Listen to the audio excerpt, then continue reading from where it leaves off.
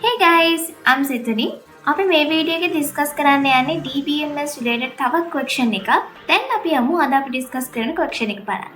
මේක තමයි අද අපිට ඩිස්කස් කරන්න තියෙන question set එක, question set 16.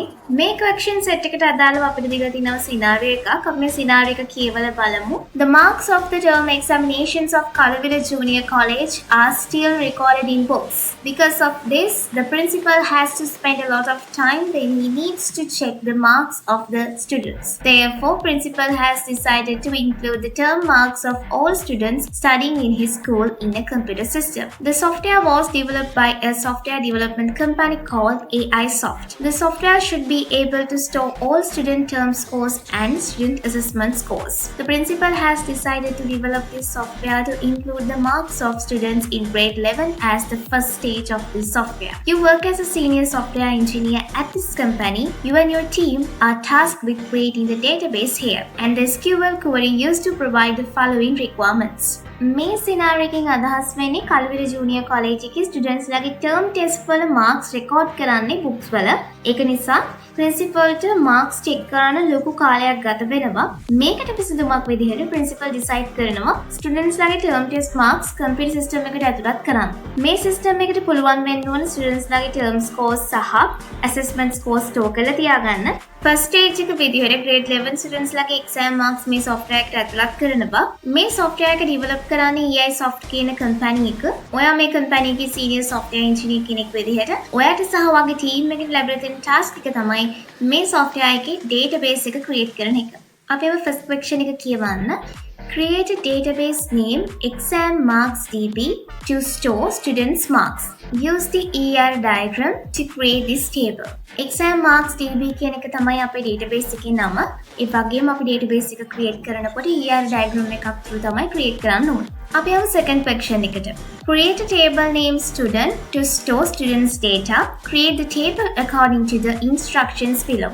ස්ටුඩන්ට්ස් ලගේ data තියාගන්න අපි ස්ටුඩන්ට් කියලා table එකක් හදන්න ඕන. අපිට මේ දීලා තියෙන instructions වලට අනුව තමයි අපි මේ table එක හදන්න ඕන. අපි යමු third question එකට. The school has 2 grade 11 classes. Create a table called class to store the details of those classes. මේ school එකේ තියෙන grade 11 classes දෙකයි. මේ classes දෙකේ විස්තර තියාගන්න අපි class කියලා table එකක් හදන්න ඕන. අපි යමු fourth question එකට. Create a table called subject to store the subjects taught in the school. Create a table according to the instructions below. අපි subject කියලා table එකක් create කරගන්න ඕන මේ දීලා තියෙන instructions වලට අනුව. අපි යමු last question එකට. Create a table with the term exam term to store the term tests in the school. Create a table according to the instructions below. Term test වල details තියාගන්න exam term කියලා table එකක් හදන්න ඕන.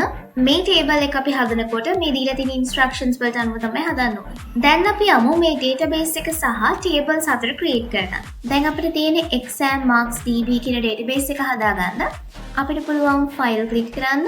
එන drop down එකේ new model click කරගන්න.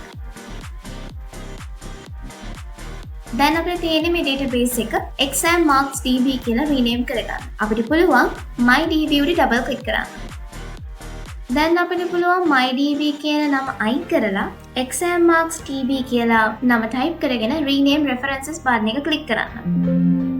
මේ message එකකින් කියන්නේ අපි mydb කියලා තිබිච්ච database එකක් exam marks DB කියලා වෙනස් කරා කියලා. මේ එන message එකට okay click කරන්න. දැන් අපිට පුළුවන් මේ window එක close කරගන්න. මේ තියෙන අපි හදාගත්ත database එක. ඊළඟට අපිට තියෙන්නේ student කියන table එක හදන්න. අපිට පුළුවන් මෙතන තියෙන add diagram click කරන්න. දැන් workspace එකට ER diagram එකක් add වෙලා තියෙනවා. අපිට පුළුවන් මේ ER diagram එකේ අපේ tables create කරගන්න. අපිට table එකක් create කරගන්න අවශ්‍යයි නම් අපිට කරන්න තියෙන්නේ මේ icon list එකේ තියෙන square shape icon එක click කරන්න. ඊට පස්සේ අපිට පුළුවන් workspace එක click කරන්න. දැන් අපිට empty table එකක් හැදලා තියෙන්නේ. අපිට පුළුවන් මේ table එක double click කරන්න. දැන් අපිට කරන්න තියෙන්නේ table name එක student කියලා වෙනස් කරගන්න. දැන් අපිට පුළුවන් columns ටික add කරගෙන යන්න. column name එකට පල්ලෙහෙන් තියෙන empty row එක අපිට පුළුවන් double click කරන්න. දැන් අපිට පුළුවන් පළවෙනි column name එක add කරගන්න. පළවෙනි column name එක තමයි index number. data type එක වාචා, length එක 10. ඒ වගේම primary key සහ not null tick කරගන්න. දැන් අපි අපේ පළවෙනි column එක add කරලා ඉවරයි. අපිට පුළුවන් මේ විදිහට ඉතිරි columns ටිකත් add කරගෙන යන්න.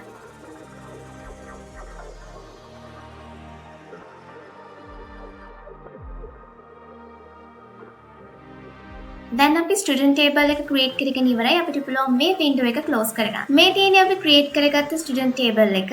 ඊළඟට අපිට ක්‍රියේට් කරගන්න තියෙන ක්ලාස් ටේබල් එක.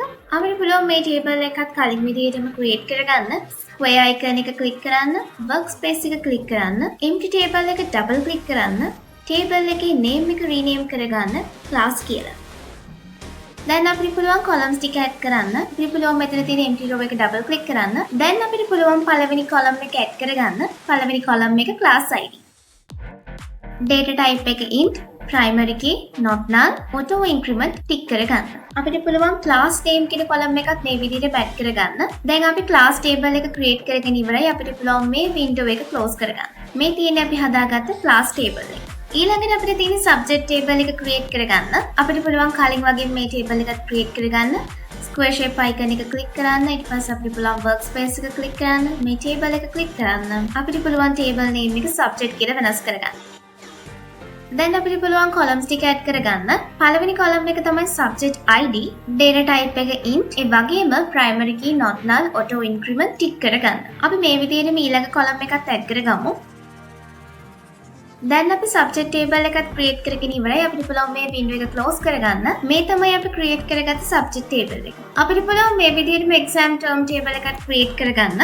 අපිට මුලින්ම කරන්න තියෙන්නේ square icon එක click කරන්න, workspace එක click කරන්න. අපිට පුළුවන් මේ empty table එක double click කරන්න. table name එක exam term කියලා වෙනස් කරගන්න. දැන් අපිට පුළුවන් columns ටික add කරගෙන යන්න. පළවෙනි column එක තමයි term ID. data type එක int, primary key, not null, auto increment tick කරගන්න. අපිට පුළුවන් මේ විදිහටම ඉදිරි columns දෙකත් add කරගන්න. දැන් අපි exam term table එකත් create කරගෙන ඉවරයි. අපිට පුළුවන් මේ window එකත් close කරගන්න. මේ තියෙන්නේ අපි හදාගත්ත exam term table එක. දැන් අපි මේ tables ටික හදාගෙන ඉවරයි. අපිට පුළුවන් මේ database එක forward engineer කරගන්න. database click කරන්න. forward engineer click කරගන්න. hostname, port, username, password check කරන්න. ඊට පස්සේ next click කරගන්න. next click කරගන්න. next click කරන්න. මෙතනදීත් අපිට පුළුවන් next click කරගන්න. දැන් අපිට පුළුවන් close click කරන්න. දැන් අපේ database එක forward engineer වුණා. දැන් අපි බලමු අපේ database එක හරියට forward engineer වෙලා තියෙනවද කියලා. අපිට පුළුවන් local instance MySQL 80 කියන tab එකට යන්න. ඊට පස්සේ අපිට පුළුවන් මේ schemas වලට ඉස්සරහින් තියෙන refresh button එක click කරන්න. දැන් ඔයාලට පේනවා ඇති අපි හදාගත්ත exam marks db කියන database එක මෙතන තියෙනවා. ඒක උඩ double click කරාට පස්සේ අපිට පුළුවන් tables වලට යන්න. tables double click කරාට පස්සේ අපිට පුළුවන් අපි හදාගත්ත tables අතර බලා ගන්න. That's the end of this video and I hope you learned something. I shall see you soon for another lesson. So stay in touch.